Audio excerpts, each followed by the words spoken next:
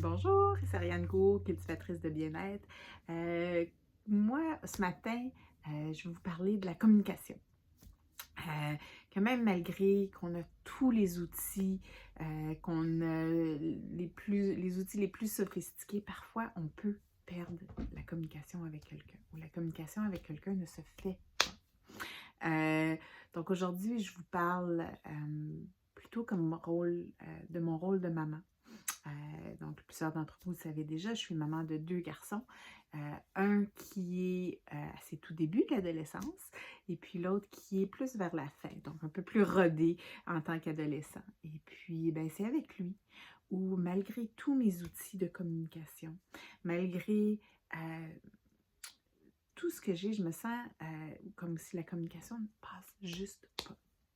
Et puis, tu sais, c'est désolant, c'est frustrant, mais j'ai entendu un reportage, une petite capsule de quelqu'un que j'aime beaucoup, Robert A. Roms, et puis il dit, c'est comme à la NASA.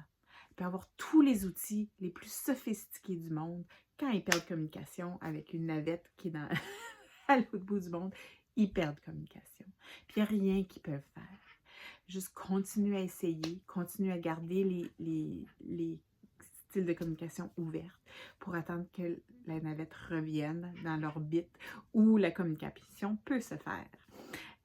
Et puis, je me suis tellement identifiée à ça comme étant la mère, la maman, et puis que mon fils, qui est en fin d'adolescence ou en milieu de l'adolescence, est comme une navette spatiale qui est comme perdue dans l'espace, qui est de l'autre côté où la communication ne se fait juste pas, malgré tous les outils et tous nos efforts. Donc, ça rend pas la chose moins difficile et moins frustrante parce qu'on continue à vouloir essayer de communiquer, mais euh, ça l'aide à comprendre ou à, je sais pas, moi ça m'a aidé à normaliser un peu puis à comprendre un peu ce que je vivais. Puis que j'étais pas toute seule aussi à vivre ça avec mon adolescence. C'était pas une situation qui était unique à moi. Et mon adolescent. Donc, ben, pour toutes les mamans et papas d'adolescents ou les grandes tantes, les mononcles, les grands-mamans, les grands-papas d'adolescents, euh, soyez patients.